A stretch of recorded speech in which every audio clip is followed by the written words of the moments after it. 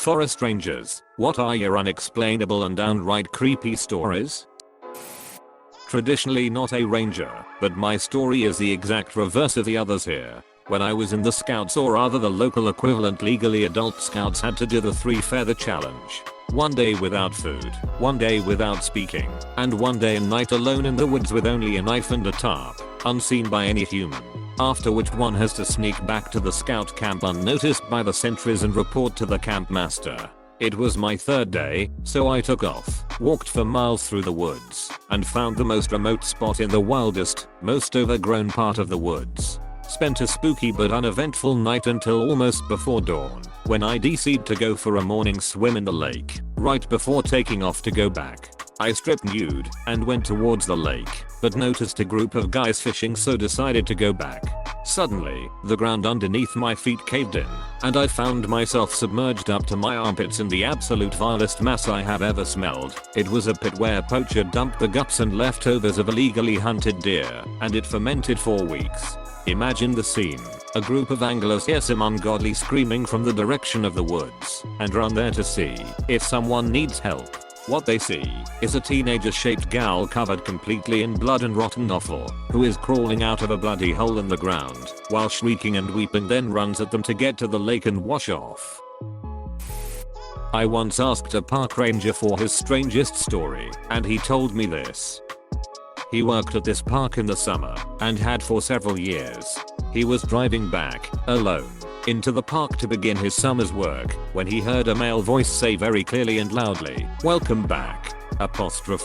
I have a similar, but not woodsy or ranger related story. I had just had a pretty traumatic breakup with my first serious girlfriend. After she cheated on me, I was thinking about whether I'd ever want to get back together with her. Yeah, I know. Anyhow, as I'm driving down the road, I heard a voice, as if somebody was sitting next to me, that said, "Only if you want to raise kids." It was weird, freaked me out at the time. I literally had to pull over and calm down. The kicker? A month later she told me she was pregnant, and I could do the math. It wasn't mine. Thanks, road demons. Not a ranger, but was hiking in Andorra with a friend. Long story short, we got lost off the trail, and ended up in Spain. Found another trail and we are following it, without a map. A while ahead of us, we see a man with 2 golden retrievers walking in the same direction we are. He looks young, and is carrying climbing gear over his shoulder. We are rushing down the trail, to catch up with him, and finally do. We ask him for help with directions, and he tells us exactly where we are, and where we need to be. About 12 kilometers away there's a town with a hotel. He says there's another, smaller, town about 6 kilometers away, and that he parked his car there. He says he can give us a lift for the last 6 kilometers if we like, but says that he's in a hurry. We are over the moon, and so we hike together for a while. The dogs are nice and friendly, running circles around us. We are chatting away to the guy, and he is really nice, but my friend and I are getting tired, and so we cannot keep pace with him for long. The trail bends away to the right, and the man now a bit ahead of us disappears behind the bend. We get there a couple of minutes later, and the trail is empty, no man, and no dogs, even though the trail is a straight run for quite a while and we should been able to see them. The 2 of us continue on, alarmed, waiting to hear/see something, or perhaps be murdered by a stranger. Nothing. We get to the town eventually, and from there made it to the safety of the hotel in the next town over. We were completely freaked out by his sudden disappearance, and to this day we are both convinced he was a ghost. I'm a ranger non-peace officer and work at a pretty remote desert park. This happened before I got there, but the other rangers I work with were there. They went to do a patrol during summer, our off season, at one of our seldom used campgrounds. On a patrol, our maintenance ranger found a burnt out car in one of the sites. The desert is a weird place, so he just calls the sheriff and waits. Sheriff arrives and it turns out there's a body in the driver's seat, with no arms and no legs, just a torso and head. Burnt. Sheriff's just marked it as a suicide and removed the vehicle. We are close to Mexico and get a lot of illegal drug traffic, so I guess they don't even bother trying to solve those. Super sketchy. Yeah, sure, suicide. Ex-ranger here. We had a group of frat boys making way too much noise. We came by twice, and at the second stop, I told them, this is your last warning.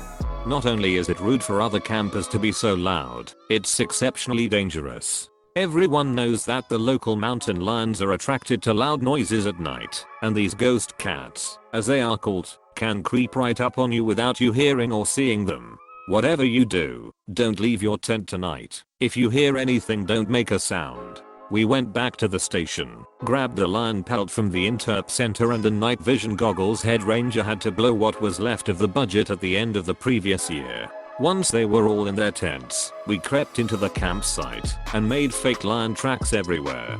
We set up the lion pelt propped up over some sticks. The other ranger got out the PA and from a distance started doing fake lion calls, slowing, getting closer. I pulled the jeep forward like we were arriving on scene and got out, turned on my mag light and illuminated the silhouette of the lion pelt. Because I was moving quickly, the shadow of the lion appeared to me moving. At this point the frat boys were losing it. Jim, the other ranger, shouted, "Stay in your tents," followed shortly by "She's coming around at us," and then "There's another one," and finally, "Let's get the duck out of here." At that point, we turned off the flashlights, grabbed the lion pelt in the darkness, and jumped in the jeep and sped off. Just after sunrise they started peeking out of the tents. Nobody was brave enough to get out until about 8:30, when they saw all the huge paw and claw prints everywhere. They really freaked out. Your tax dollar at work. Not a ranger, but my inexplicable story is probably explicable, but I've never found out the answer and I've asked. I was camping in a campground on the west coast. I have back problems, so when I camp I sleep in the car. I had the back seat converted to a bench seat and put my sleeping bag there. I cover the car windows for privacy. Early one morning I hear this rumbling sound. It's loud enough to wake me up.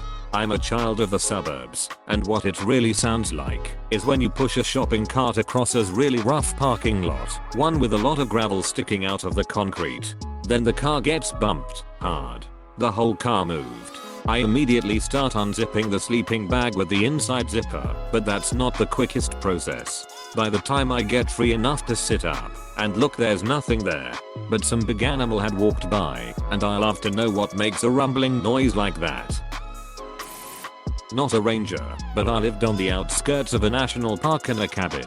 It was a 4-mile drive from the main road just to get to the property, and we had no plumbing or power. This property was right next to where the park started. To call it the middle of nowhere is an understatement. My roommate at the time was interning with the park service, but he is a city kid. Every evening at the dead of night I had been hearing noises in the woods, what I thought was someone walking. But then they'd just stop in particularly overgrown areas of the jungle, so your mind starts to doubt itself. Is it a pig? A cat? Is it just the wind? The cabin didn't have a locking door, and the owners didn't want me to install one, so I began sleeping in my car. Now, this is a huge property, and I'd parked my car over an acre away from the cabin, and where I was hearing something, I started hearing those footsteps again. I moved out. My roommate, who thought I was bonkers, stayed and still slept there without a locking door. He got robbed, not once, but twice after I moved out, so he finally put up motion-triggered cameras. There was a man with a long rifle who'd hike up to the property, set up in the bushes, and watch us. Not a ranger, but back in 2010 I had just finished a wilderness leadership class and decided to go to Colorado to get some solo wilderness time. I found out about some hot springs near the Colorado River that were only accessible during the winter. During the summer the snow melt raises the water level of the river and they become submerged, and decided to go spend a few weeks out there. It was on BLM land, and I had about a 4-mile hike from where I parked to where I was camping. The BLM lady who watched the land saw me when I arrived and asked me to just write the date on my windshield every week to let her know I'm still alive out there. Anyways, it was pretty pleasant out there, but every night I was terrified of the bears. They should be sleeping, but if they aren't, it means they are hungry as duck, and I'm for dinner.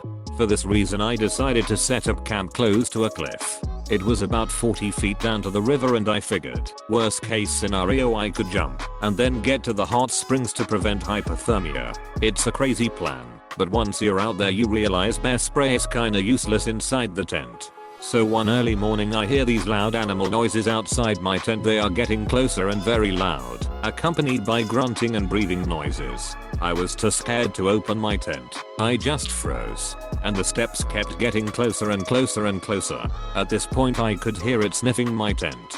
I don't dare move. I just lay there. It starts to move away from my tent, but it's still out there, and now I hear more than one animal.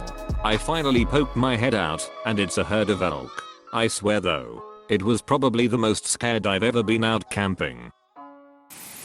Not a ranger, but I was out camping with my dog one night along the Mogollon Rim of Arizona.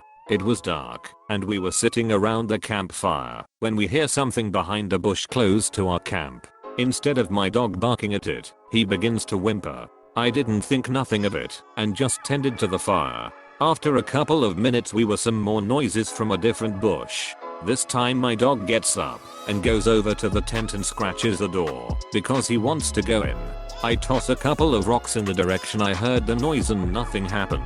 I'm spooked now, so I toss a couple of pieces of wood on the fire and climb into my tent with my dog, hoping that the light from the fire would keep whatever was out there away. We eventually fall asleep and luckily had no other disturbances during the night. The next morning, I go out behind the bushes where we had heard the noises and found mountain lion tracks that were circling around our camp. I'm sure glad I didn't go looking at night when I heard the noises.